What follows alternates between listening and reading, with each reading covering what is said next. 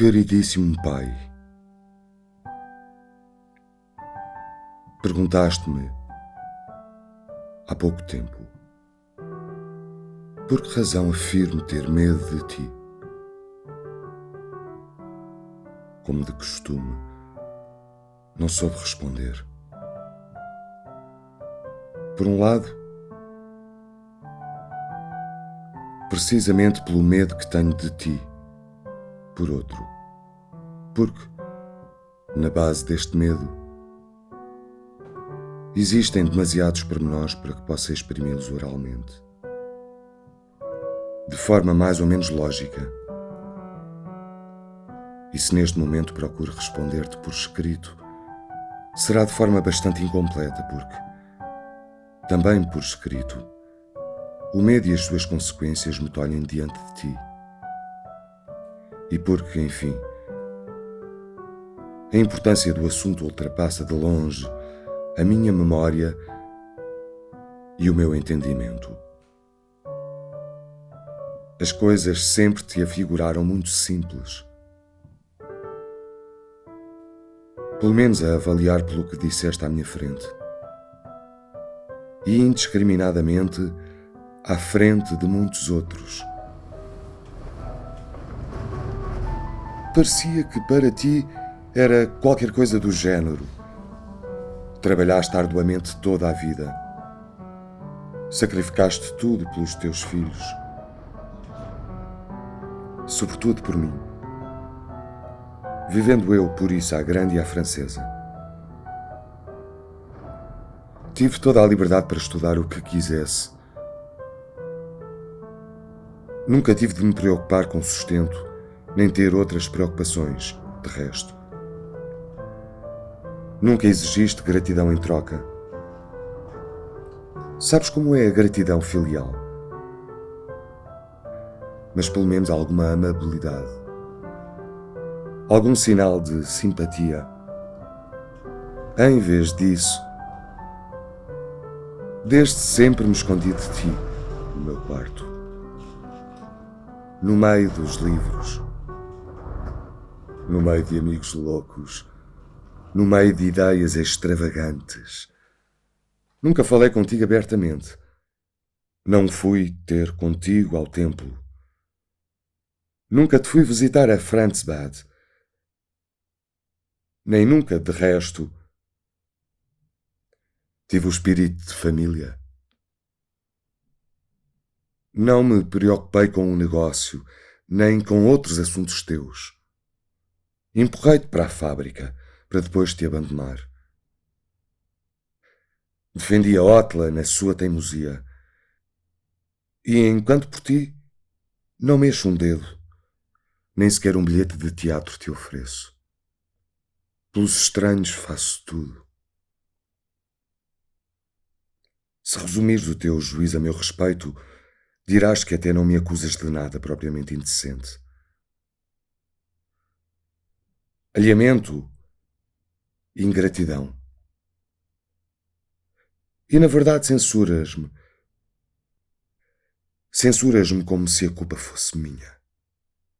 Como se eu, com uma volta ao leme, por exemplo, tivesse podido mudar tudo, enquanto que tu não tens a mínima culpa, a não ser a de teres sido bom demais para comigo. Só considero correta esta tua concepção habitual, na medida em que também eu acredito que estás completamente inocente quanto ao nosso afastamento, mas também eu estou completamente inocente. Conseguisse eu fazer-te admitir isto. Não digo que fosse possível uma vida nova, pois já estamos velhos demais para isso, mas uma certa paz. Não o fim, mas talvez um abrandamento das tuas constantes acusações. Mas, curiosamente, até tens uma certa ideia daquilo que eu quero dizer. Disseste-me, por exemplo, há pouco tempo: sempre te quis bem. mesmo quando parecia não agir contigo como os outros pais. Precisamente porque não sou capaz de fingir como os outros. Ora, eu, pai, nunca duvidei em geral da tua benevolência para comigo. Mas considero a observação incorreta. Não consegues fingir, é certo. Mas queres afirmar apenas nesta base que os outros pais fingem ou é uma atitude dogmática que não admite discussão e essa é, de facto, a minha opinião. A expressão velada de que entre nós algo não está bem. Para o que também tu contribuíste, embora sem culpa. Se na verdade pensares assim, então estamos de acordo. Claro que não quer dizer que aquilo que sou se deve apenas à tua influência. Seria um grande exagero. E eu até tenho tendência para estes exageros. É bem possível que, mesmo se tivesse crescido completamente fora da tua influência, não conseguisse vir a ser um indivíduo a teu contento. Ter-me-ia tornado talvez um indivíduo mais fraco, mais ansioso, mais indeciso, mais inquieto. Nem um Robert Kafka, nem um Karl Hermann, mas um ser completamente diferente daquilo que sou. E teríamos conseguido dar-nos às mil maravilhas. Ter-me-ia sentido feliz ter como amigo chefe, tio, avô e até mesmo, se bem que com alguma reserva, como sogro. Só que, como pai, foste forte demais para mim.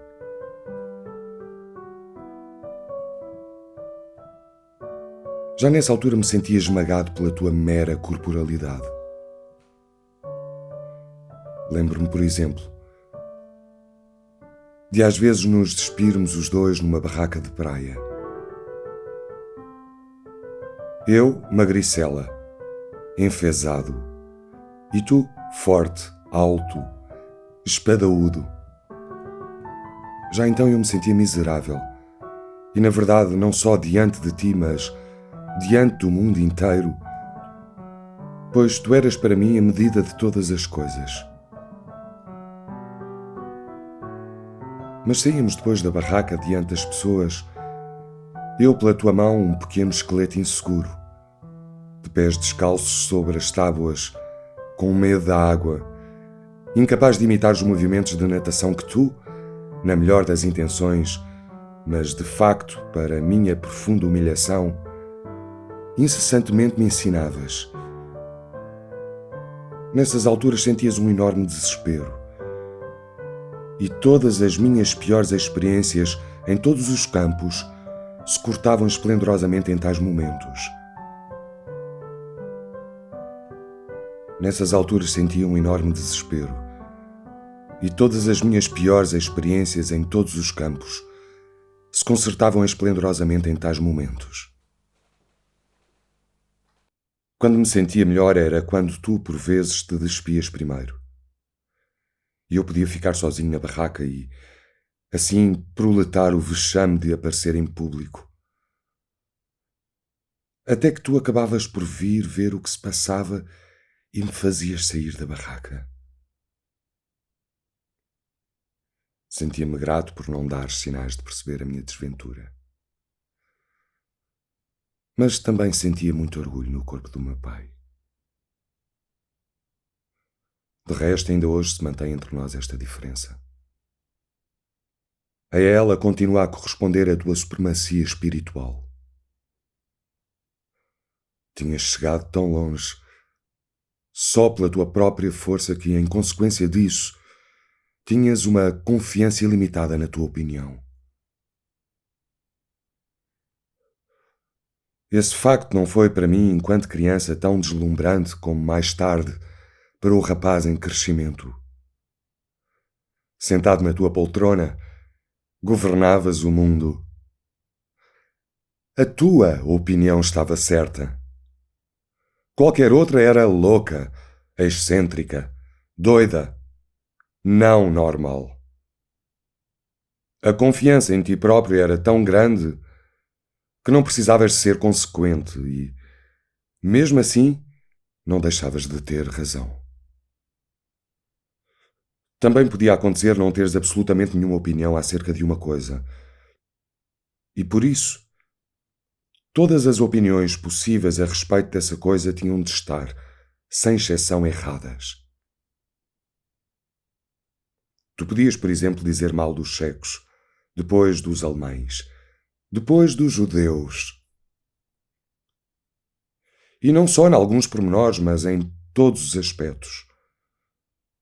Até que no fim não restava mais ninguém além de ti. Para mim adquiriste o caráter enigmático que todos os tiranos têm, cujo direito se baseia na sua pessoa e não no seu pensamento. Pelo menos assim me parecia. Ora, em relação a mim, era deveras surpreendente as vezes que tu tinhas razão. E isso era óbvio tanto na conversa, e dificilmente chegávamos à conversa, como mesmo na realidade. Mas também isso não era nada de particularmente incompreensível. No que respeita ao meu raciocínio, eu estava sob forte pressão tua. Mesmo nos casos, e sobretudo nesses, em que não estava de acordo com o teu. Todos estes pensamentos aparentemente independentes de ti traziam logo à partida o peso do teu juízo depreciativo.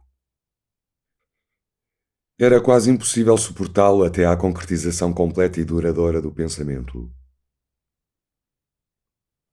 Não estou aqui a falar de quaisquer pensamentos elevados, mas daqueles pequenos empreendimentos da infância. Bastava uma pessoa sentir-se feliz com uma coisa qualquer, sentir-se realizada com isso, chegar a casa e contar, para que a resposta fosse um suspiro irónico, um abanar de cabeça, um tamborilar dos dedos sobre a mesa. Ora, já vi coisas mais bonitas do que essa. Ou, olha-me as tuas preocupações. Ou, não estou com cabeça para isso. Ou, mas que acontecimento. Ou, há de servir-te de muito. Claro que não se podia exigir de ti entusiasmo por qualquer ninharia de criança, quando vivias em cuidados e tormentos. Também não se tratava disso. Tratava-se antes do facto de aprontares tais desilusões a uma criança, sempre e por princípio. Mas tratava-se do facto de esta oposição não parar de se agravar pela acumulação de material, de tal modo que ela acabava, como de costume, por se manifestar até quando, por acaso, tinhas a mesma opinião do que eu. E tratava-se do facto de tais desilusões de criança não serem desilusões da vida comum, mas que, tratando-se da tua pessoa que tudo ditava, atingiam o âmago, a coragem, a determinação, a confiança, a alegria nisto ou naquilo, não se mantinham até ao fim quando tu te opunhas ou até mesmo quando a tua oposição podia ser simplesmente aceite. E ela bem podia ser aceita em quase tudo o que eu fazia. Isto aplicava-se tanto ao pensamento como às pessoas.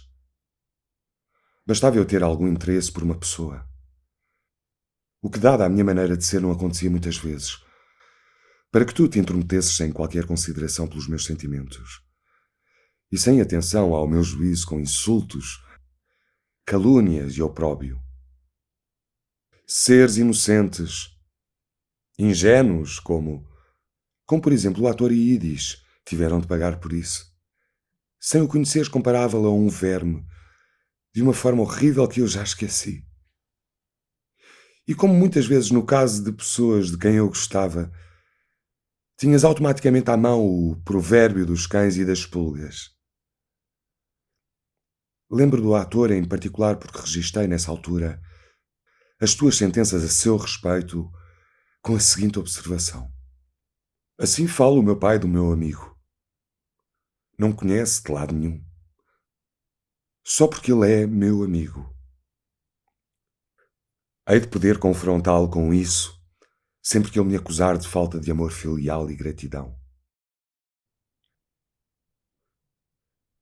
Sempre me foi impossível entender a tua absoluta insensibilidade em relação à mágoa e ao vexame que conseguias causar-me com as tuas palavras e os teus juízos.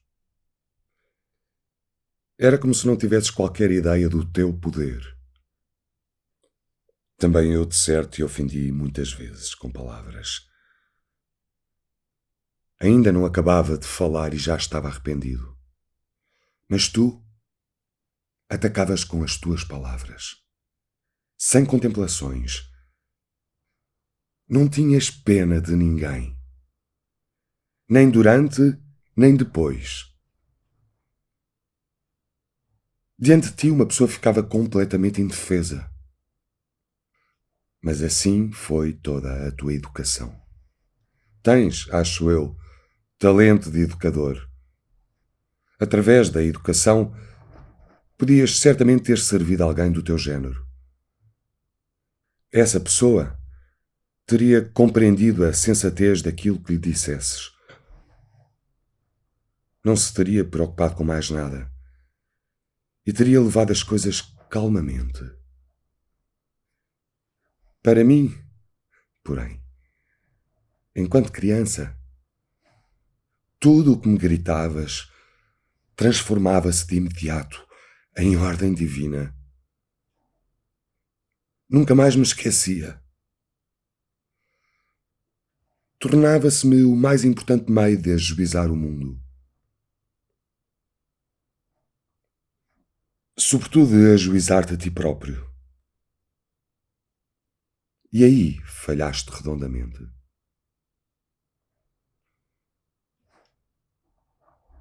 Dado que em criança me encontrava contigo sobretudo às refeições, os teus ensinamentos eram, em grande medida, ensinamentos acerca da forma correta de estar à mesa. Tinha de se comer o que vinha para a mesa. Não se podia dizer nada sobre a qualidade da comida. Mas tu, muitas vezes, achavas a comida intragável. Dizias que era ração para animais, que a labrega, a cozinheira, tinha dado cabo dela. Uma vez que, de acordo com a tua fome imensa e o teu gosto especial por comer tudo à pressa e escaldar em grandes dentadas, a criança tinha de se despachar.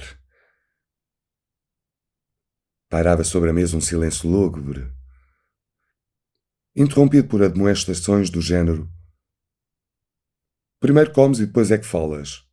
Ou mais depressa. Ou estás a ver? Eu já acabei há muito tempo.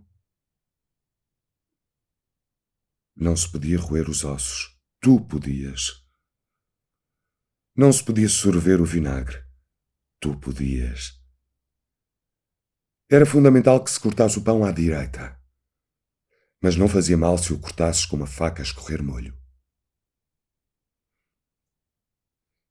Era necessário ter cuidado para não caírem migalhas no chão. E era por baixo de ti que acabava por haver mais. À mesa, não se podia fazer mais nada senão comer.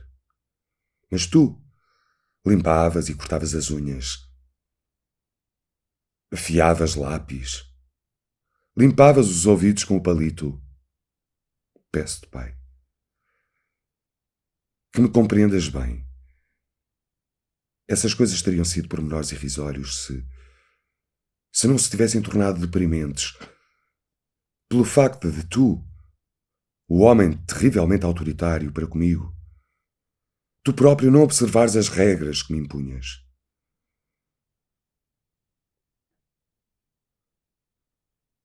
Foi por isso que o mundo para mim passou a estar dividido em 3 partes.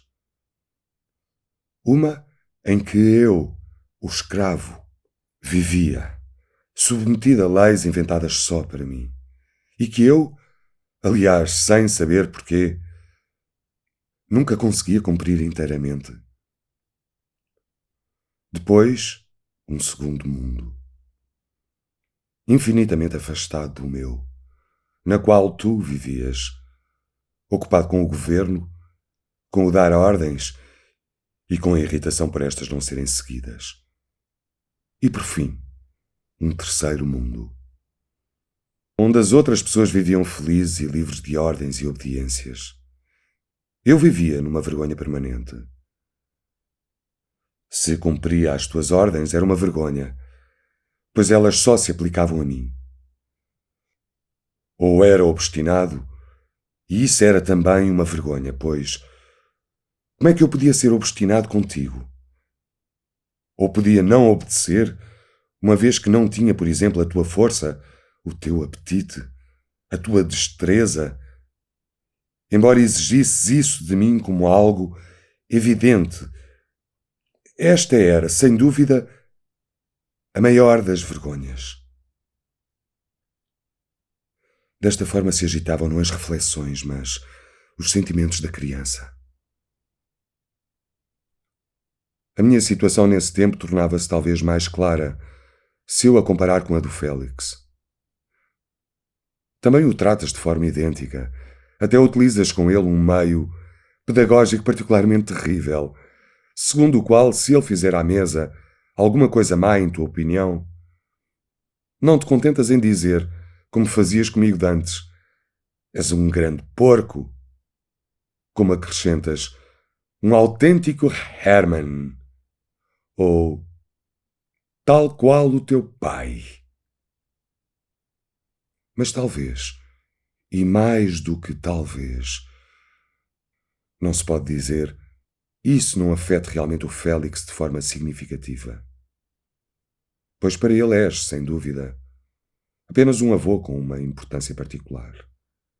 Além disso, o Félix tem um temperamento calmo, viril até de certo modo, que talvez se deixe atemorizar por uma voz de trovão, mas sem ficar marcado para sempre. Sobretudo, só relativamente poucas vezes ele está contigo, estando até sujeito a outras influências. Para ele tu és mais uma curiosidade, da qual ele pode escolher aquilo que quiser e aceitar. Para mim, tu não tinhas nada de curioso. Eu não podia escolher. Tinha de aceitar tudo. E até mesmo sem poder contrapor, fosse o que fosse, pois, logo à partida, não consegues conversar calmamente sobre uma coisa com a qual não estejas de acordo, ou que simplesmente não parta de ti. O teu caráter dominador não o permite. Nos últimos anos, tens justificado isso com os teus problemas cardíacos. Não sei se alguma vez foste diferente. Quando muito, os problemas cardíacos são um meio de exerceres o teu domínio de forma mais severa. Dado que só essa ideia deve aplacar nos outros a vontade de ripostar. Claro que isto não é nenhuma acusação, mas apenas a constatação de um facto. Costumas dizer: nem se pode falar com ela que se nos atira logo à cara. Mas, na verdade, ela não tenciona nada a atirar-se. Tu é que confundes as coisas com a pessoa. As coisas saltam-te à cara. E tu julgas logo sem ouvires a pessoa. O que posteriormente te for ainda apresentado só consegue deixar-te mais irado. Nunca convencer-te. Depois ainda se ouve dizeres: faz o que quiseres, por mim és livre. Já és maior de idade. A impossibilidade de um relacionamento tranquilo teve ainda outra consequência muito natural. De facto, desaprendi de falar. De resto, também não teria sido grande orador, mas teria dominado a linguagem humana normal e fluente. Tu, porém, proibiste uma palavra desde cedo. A tua ameaça. Nem te atrevas a ripostar. E a mão levantada ainda hoje me acompanham desde essa altura. Diante de ti, desde que se trate das tuas coisas, és um orador exímio. Fiquei com um modo de falar hesitante, gaguejante, mas isso era demais para ti e acabei por me calar. Primeiro talvez por obstinação, depois porque, diante de ti, não conseguia nem pensar nem falar. E dado que eras tu meu verdadeiro educador, isso começou a fazer-se sentir por toda a minha vida. É aliás um erro notável pensares que eu nunca me teria submetido a ti. Sempre do contra. Não foi realmente o meu postulado de vida em relação a ti. Tal como julgas e me acusas. Pelo contrário. Se eu te tivesse seguido menos, de certeza que estarias muito mais satisfeito comigo. Contudo, todas as tuas medidas pedagógicas acertavam em cheio. Não escapei a nenhum golpe. Aquilo que sou, abstraindo naturalmente as aptidões fundamentais e a influência da vida, é o resultado da tua educação e da minha submissão. Tu dizias, nem te atrevas a ripostar. E com isso pretendias calar em mim as forças antagónicas, que te eram desagradáveis. Mas o efeito em mim era forte demais. Eu era obediente demais. Emudecia por completo. Acovardava-me diante de ti e só me atrevia a mexer-me depois de estar longe de ti. Pelo teu poder, pelo menos diretamente, deixava de se fazer sentir. Tu, porém, lá estavas, e tudo voltava a parecer-te do contra. Quando eram apenas consequências óbvias da tua força e da minha fraqueza. Os teus meios retóricos de educação extremamente eficazes, que pelo menos em relação a mim nunca falhavam, consistiam no seguinte: insultos, ameaças, ironia, riso sarcástico e, caso notável, autolamentação. Não me lembro de me teres insultado diretamente e com imprecações expressas. Também não era preciso. Tinhas tantos outros meios. Também em conversas, em casa e sobretudo na loja. As imprecações caíam à minha volta sobre os outros em tais quantidades que eu, rapazito, ficava muitas vezes quase atordoado, sem encontrar motivo para as não aplicar a mim próprio. Uma vez que as pessoas que tu insultavas não eram de certo piores do que eu, e tu de certo não estavas menos satisfeito com elas do que comigo. E também aqui estava de novo a tua enigmática inocência e impunidade. Insultavas sem qualquer escrúpulos, mas condenavas e proibias os insultos nos outros. Reforçavas os insultos com ameaças, e isso então também já se aplicava a mim. Era terrível ouvir, por exemplo, abre-te a barriga como um peixe. Embora soubesse que nada de horrível se seguiria, quando criança não sabia, claro. Mas isso correspondia quase à ideia que eu tinha do teu poder, de também seres capaz disso. Era igualmente terrível quando corrias à volta da mesa aos gritos, para apanhares um de nós. Claro que não querias apanhar ninguém, mas agias como tal, e a mãe acabava por aparentemente nos salvar. Conservávamos a vida graças à tua mercê, e tínhamos-la como uma imerecida dávida tua. Cabem aqui também as ameaças em resultado da desobediência. Quando começava a fazer alguma coisa que não te agradava e tu me ameaçavas com o fracasso, o respeito pela tua opinião era tão grande, mesmo que talvez viesse a surgir só mais tarde. Perdi a confiança nos meus próprios atos. Era inseguro, indeciso. Quanto mais os anos passavam, mais matéria podias apresentar-me como prova da minha insignificância. A pouco e pouco ias de certo modo ganhando razão. Uma vez mais longe de mim, afirmar que fiquei assim só por causa de ti. Apenas reforçaste aquilo que eu era. Precisamente porque comigo eras poderosíssimo. E nisso aplicavas todo o teu poder. Tinhas uma confiança particular na educação pela ironia. Era também o que melhor servia ao teu ascendente sobre mim. Contigo, uma advertência assumia geralmente esta forma: não consegues fazer isto assim ou assado. Se calhar já é demais para ti, não? Claro que não tens tempo. E outras coisas do género.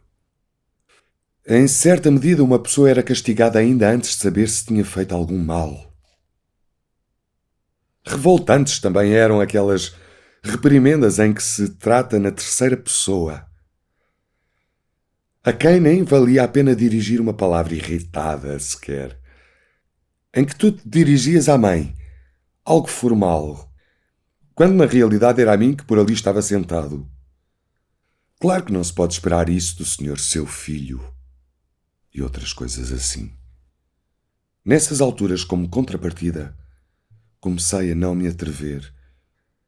E mais tarde, por hábito, chegava até a não pensar nisso.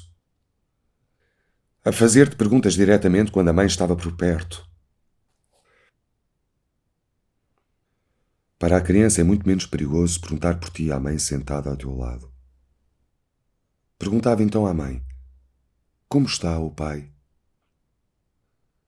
E assim uma pessoa resguardava-se das surpresas. Claro que também havia casos em que uma pessoa estava plenamente de acordo com a mais amarga ironia. Quando, por exemplo, ela se dirigia a outra pessoa, como a Eli, com a qual estive zangado durante anos. Era para mim uma festa de perversidade e malvadez quando, em quase todas as refeições, tu dizias: ela tem de se sentar a 10 metros da mesa, a gorda da rapariga. E quando depois, irritado, sentado no teu sofá, sem o mínimo de vestígio de simpatia ou de humor, antes como um inimigo exasperado, procuravas imitar de forma exagerada o modo como ela se sentava absolutamente abjeto para o teu gosto. Quantas vezes foi preciso repetir isso e outras coisas do género? Quão pouco realmente alcançaste com isso? Acho que isso assenta no facto de o recurso à cólera não ter aparentemente nenhuma verdadeira relação com as coisas em si. Não se tinha a sensação de a cólera se dever a esta ninharia do estar sentado longe da mesa, mas de ela, em toda a sua dimensão, estar pronta desde sempre e que só por acaso tinha tomado esta coisa como pretexto para explodir. Convencidos estávamos de que em qualquer caso encontrariam um pretexto. Não nos controlávamos bem. Também ficávamos embrutecidos sobre a constante ameaça. A pouco e pouco ficávamos quase convencidos de que seríamos castigados. Estávamos a tornar-nos crianças resingonas, desatentas, desobedientes. Sempre a pensar numa fuga interior na maior parte das vezes. Assim sofrias tu. Assim sofríamos nós. Do teu ponto de vista, tinhas toda a razão quando, de dentes cerrados e o riso gutural, que pela primeira vez transmitira à criança visões do inferno. Costumavas dizer: acre. como ainda recentemente por causa de uma carta de Constantinopla. Isto é que é uma pandilha! Parecia de ser de todo incompatível com esta posição relativamente aos teus filhos que tu, o que até acontecia muitas vezes, te queixasses em público. Eras tão colossal em todos os aspectos. O que é que poderia adiantar-te a nossa compaixão ou sequer a nossa ajuda? Haverias de desprezá-las, de facto, como tantas vezes nos desprezavas a nós próprios. Por isso eu não acreditava nas queixas e, por detrás delas, procurava alguma intenção escondida. Só mais tarde compreendi que realmente sofrias muito com os filhos, mas nessa altura, em que as queixas, noutras circunstâncias, poderiam ter encontrado um espírito infantil aberto e refletido, pronto a ajudar, elas deveriam de novo ser para mim apenas meios pedagógicos e de vexame mais que óbvios, não muito fortes em si, mas com efeito secundário pernicioso de a criança se habituar precisamente a não levar muito a sério as coisas que deveria levar a sério. Ainda bem que havia exceções, sem dúvida, sobretudo quando sofrias em silêncio. E o amor e a benevolência, com a sua força, venciam e arrebatavam todas as oposições. Era raro, sem dúvida, mas era maravilhoso. Por exemplo, quando Dantes te via dormitar na loja, cansado, no pino do verão, depois do almoço, com o cotovelo em cima do balcão, ou quando, aos domingos, vinhas extenuado ter connosco ao campo, ou quando, durante uma doença grave da mãe, te fechavas na biblioteca em choro convulsivo, ou quando, durante a minha última doença, vinhas ter comigo devagarinho, ao quarto da Ótela, paravas no umbral, esticavas apenas o pescoço para me veres na cama e, por cuidado, acenavas só com a mão. Nesses tempos ficava na cama a chorar de felicidade. E volto agora a chorar ao escrever isto.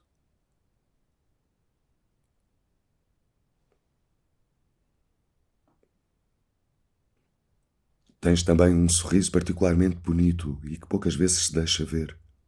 Tranquilo, satisfeito, aprovador, capaz de deixar muitíssimo feliz a pessoa a quem se destina. Não sou capaz de me lembrar se, na minha infância, me teria sido expressamente reservado, mas pode bem ter acontecido, pois por que razão haverias de me o ter recusado nessa altura, em que eu ainda era inocente aos teus olhos e constituía a tua grande esperança? De resto, impressões tão aprazíveis com o decorrer do tempo mais não conseguiram do que reforçar o meu sentimento de culpa e tornar-me o mundo ainda mais incompreensível. Preferia cingir-me àquilo que é factual e perene, para me impor só um pouco diante de ti. Em parte também por uma espécie de raiva. Depressa comecei a observar, a colecionar, a exagerar pequenas ridicularias que notava em ti. Como, por exemplo, te deixavas deslumbrar por pessoas que, na maior parte das vezes, só aparentemente estavam numa posição superior e como eras capaz de estar sempre a falar disso, fosse um qualquer conselheiro imperial ou algo semelhante, por outro lado também me doía que tu, o meu pai, acreditasses que precisavas de tais provas fúteis do teu valor e com isso te vangloriares. Ou observava a tua predileção por expressões grosseiras, ditas o mais alto possível, das quais te rias, como se tivesses dito algo de particularmente extraordinário, enquanto não passava de uma pequena e insípida piada de mau gosto. Ao mesmo tempo era também, sem dúvida, uma manifestação da tua vitalidade que me deixava vexado. Havia, claro, Observações destas em grande quantidade faziam-me feliz. Era um pretexto para cochichar e fazer troça. Às vezes reparavas, ficavas zangado. Tomavas isso como maldade, falta de respeito. Mas acredita-me, isso, para mim, mais não era do que um meio, aliás, ineficaz, de autopreservação. Eram piadas, daquelas que se contam dos deuses e dos reis. Piadas que não só se associam ao mais profundo respeito, como até têm tudo a ver com isso. Também tu, de resto, de acordo com a posição idêntica que assumias em relação a mim, tinhas ensaiado uma espécie de resistência. Costumava chamar a atenção para a vida boa demais que eu levava e quão bem de facto eu era tratado. Assim era. Mas não acredito que nas circunstâncias então existentes isso me tivesse servido de facto. É verdade que a mãe era infinitamente boa para mim, mas, em minha opinião, tudo isso era em relação a ti, não sendo, portanto, uma boa relação.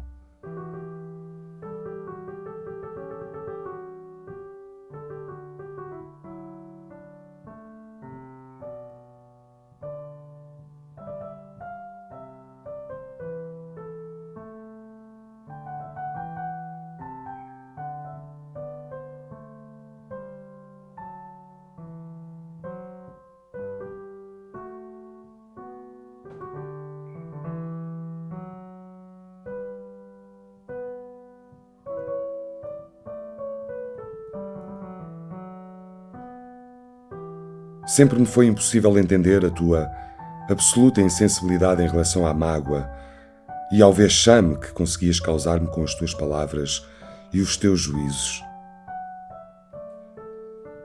Era como se não tivesses qualquer ideia do teu poder.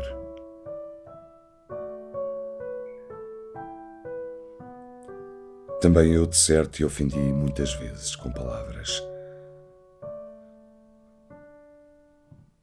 Ainda não acabava de falar e já estava arrependido. Mas tu atacavas com as tuas palavras, sem contemplações. Não tinhas pena de ninguém, nem durante, nem depois. Diante de ti uma pessoa ficava completamente indefesa. Mas assim foi toda a tua educação. Tens, acho eu, talento de educador. Através da educação, podias certamente ter servido alguém do teu género. Essa pessoa teria compreendido a sensatez daquilo que lhe dissesses. Não se teria preocupado com mais nada e teria levado as coisas calmamente. Para mim, porém, enquanto criança, tudo o que me gritavas transformava-se de imediato em ordem divina. Nunca mais me esquecia. Tornava-se-me o mais importante meio de ajuizar o mundo. Sobretudo de ajuizar-te a ti próprio. E aí falhaste redondamente.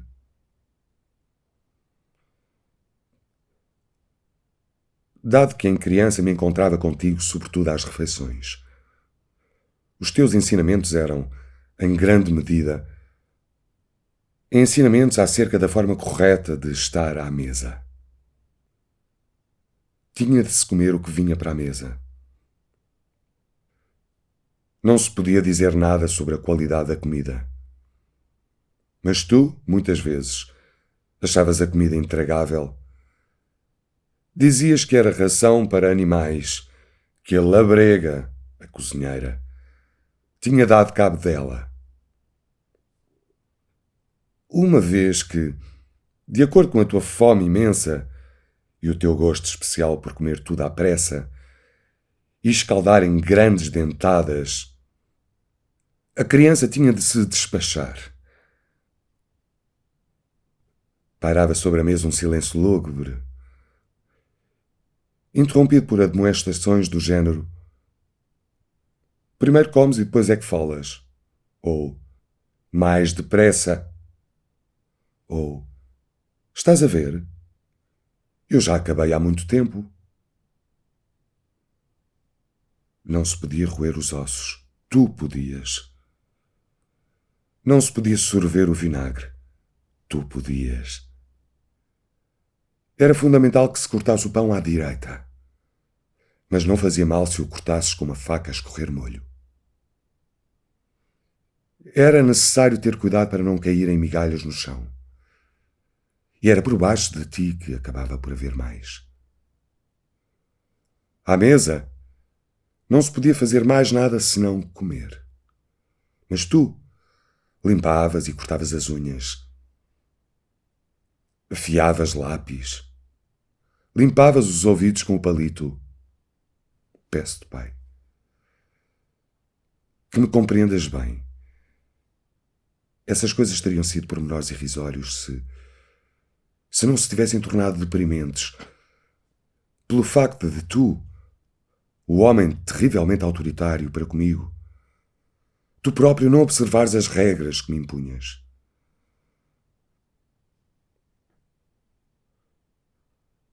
Foi por isso que o mundo para mim passou a estar dividido em 3 partes. Uma em que eu, o escravo, vivia, submetido a leis inventadas só para mim, e que eu, aliás, sem saber porquê, nunca conseguia cumprir inteiramente. Depois, um segundo mundo, infinitamente afastado do meu, na qual tu vivias, ocupado com o governo, com o dar ordens e com a irritação por estas não serem seguidas. E por fim, um terceiro mundo, onde as outras pessoas viviam felizes e livres de ordens e obediências. Eu vivia numa vergonha permanente. Se cumpria as tuas ordens, era uma vergonha, pois elas só se aplicavam a mim.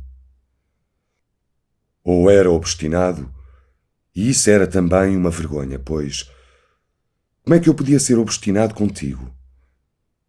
Ou podia não obedecer, uma vez que não tinha, por exemplo, a tua força, o teu apetite, a tua destreza, embora exigisses isso de mim como algo evidente.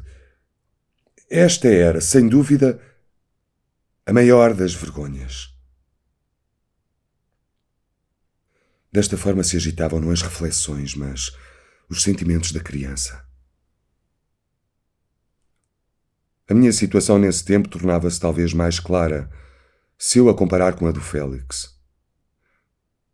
Também o tratas de forma idêntica, até utilizas com ele um meio pedagógico particularmente terrível, segundo o qual, se ele fizer à mesa alguma coisa má em tua opinião, não te contentas em dizer, como fazias comigo dantes: és um grande porco.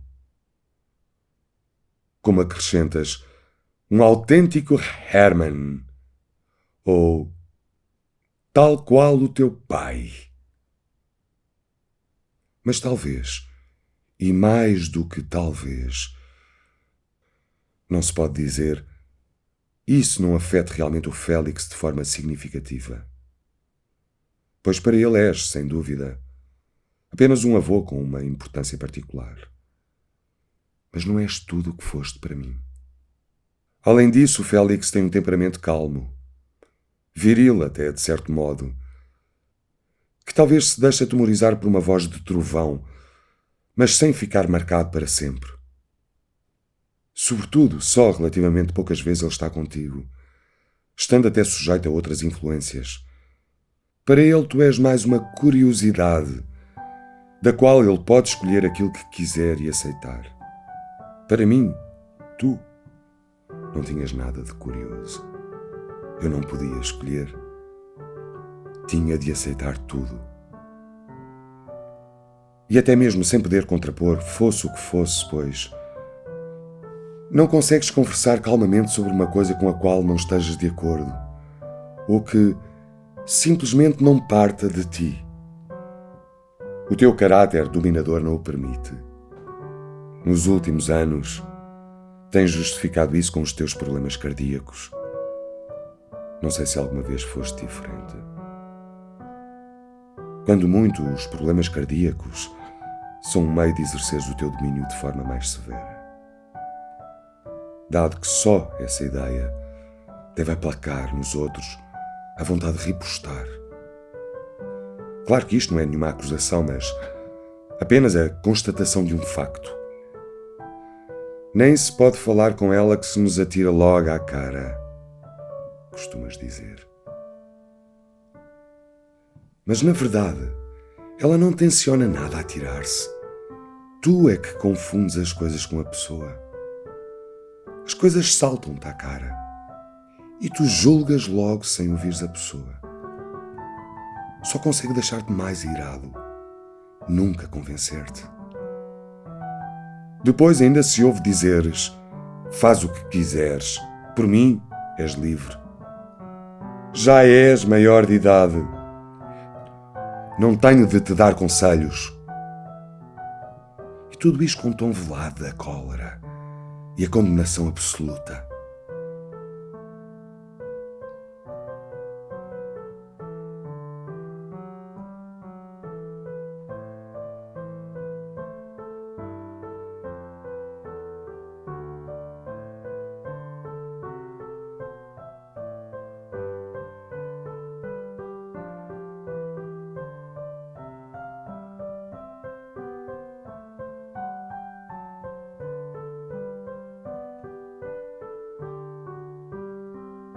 A impossibilidade de um relacionamento tranquilo teve ainda outra consequência muito natural. De facto, desaprendi de falar. De resto, também não teria sido grande orador, mas teria dominado a linguagem humana normal e fluente. Tu, porém, proibiste uma palavra desde cedo. A tua ameaça. Nem te atrevas a ripostar. E a mão levantada ainda hoje me acompanham desde essa altura. Diante de ti, desde que se trate das tuas coisas, és um orador exímio. Fiquei com um modo de falar hesitante, gaguejante, mas isso era demais para ti e acabei por me calar. Primeiro talvez por obstinação, depois porque, diante de ti, não conseguia nem pensar nem falar. E dado que eras tu meu verdadeiro educador, isso começou a fazer-se sentir por toda a minha vida. É aliás um erro notável pensares que eu nunca me teria submetido a ti. Sempre do contra. Não foi realmente o meu postulado de vida em relação a ti. Tal como julgas e me acusas. Pelo contrário, se eu te tivesse seguido menos, de certeza que estarias muito mais satisfeito comigo. Contudo, todas as tuas medidas pedagógicas acertavam em cheio. Não escapei a nenhum golpe. Aquilo que sou, abstraindo naturalmente as aptidões fundamentais e a influência da vida, é o resultado da tua educação e da minha submissão. A razão de, apesar de tudo, este resultado de ser penoso, de mesmo te recusares inconscientemente a reconhecê-lo como resultado da tua educação, reside no facto de a tua mão e a minha matéria terem sido tão estranhas uma à outra. Tu dizias: nem te atrevas a ripostar.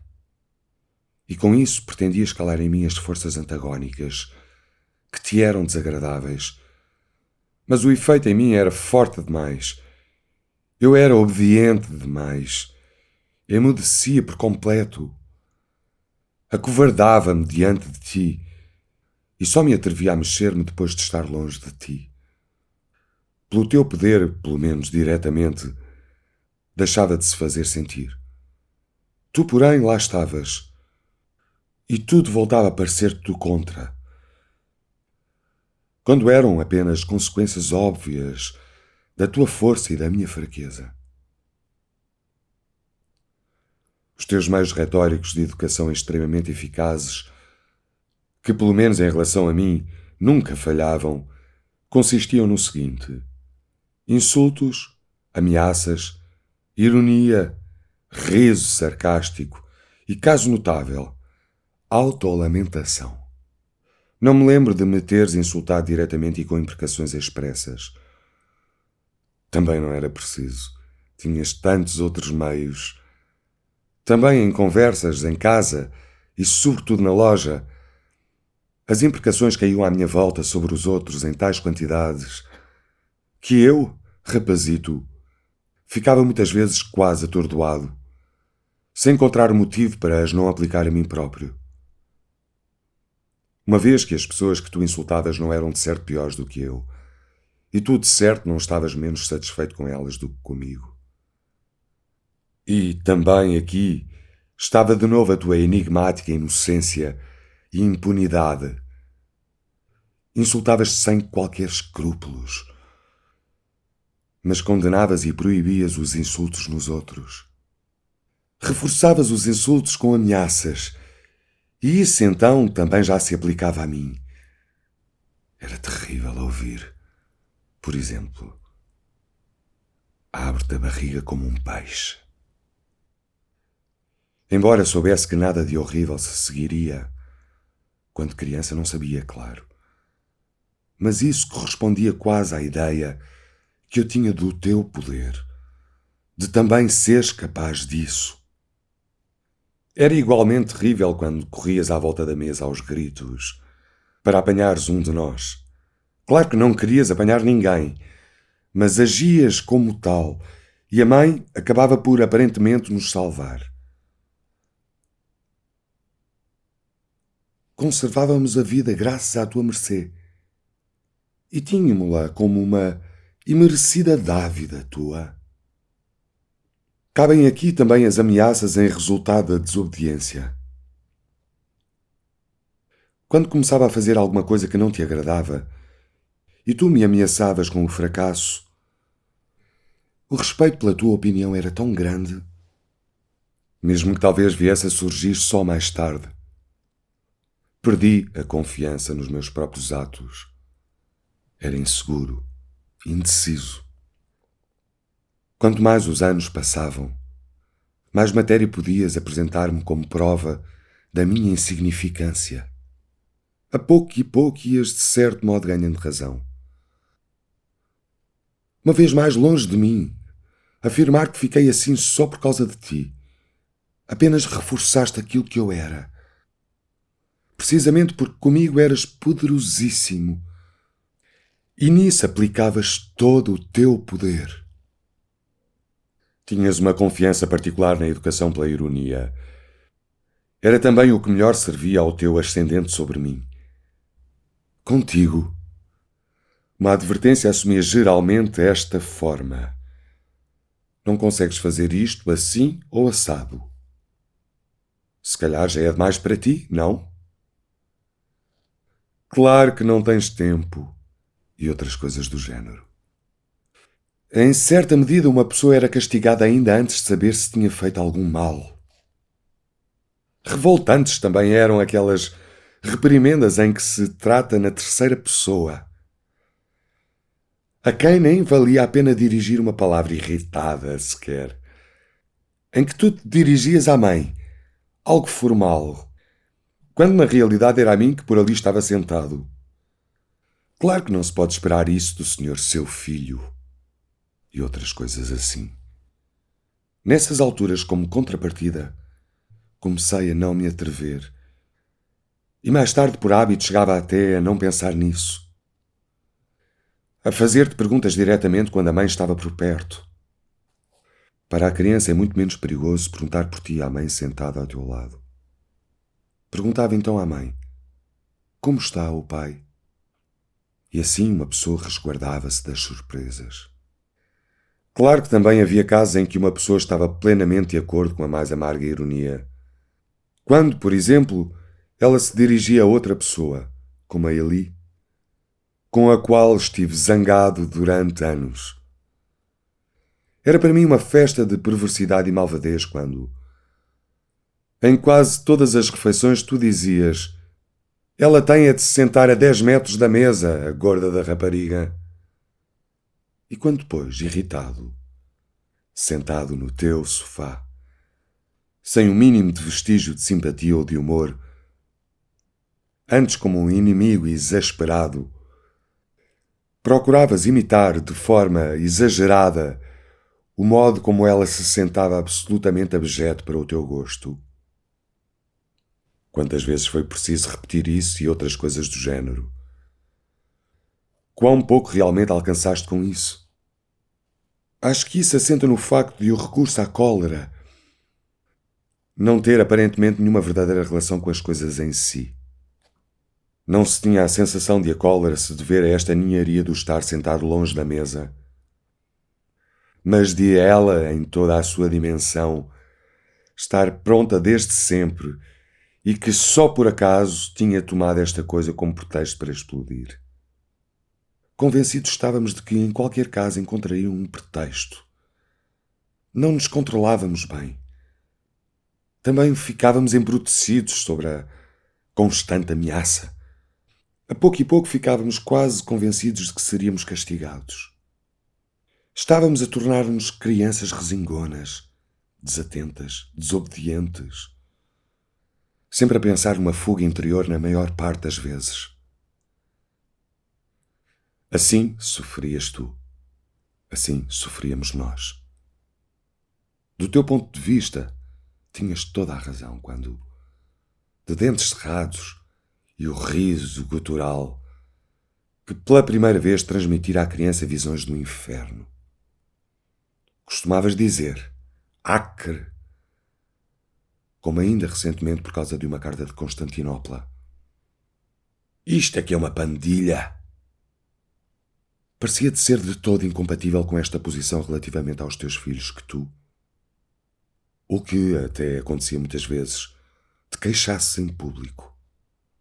Confesso que em criança não nutria, mais tarde sim, qualquer sentimento em relação a isso, e não compreendia como é que alguma vez podias esperar encontrar compaixão.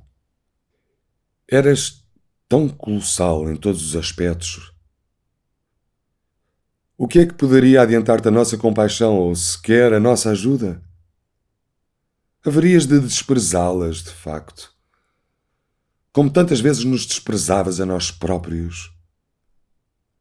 Por isso eu não acreditava nas queixas e por detrás delas procurava alguma intenção escondida. Só mais tarde compreendi que realmente sofrias muito com os filhos, mas nessa altura, em que as queixas, noutras circunstâncias, poderiam ter encontrado um espírito infantil aberto e refletido, pronto a ajudar, elas deveriam de novo ser para mim apenas meios pedagógicos e de vexame mais que óbvios, não muito fortes em si, mas com efeito secundário pernicioso de a criança se habituar precisamente a não levar muito a sério as coisas que deveria levar a sério. Ainda bem que havia exceções, sem dúvida, sobretudo quando sofrias em silêncio. E o amor e a benevolência, com a sua força, venciam e arrebatavam todas as oposições. Era raro, sem dúvida, mas era maravilhoso.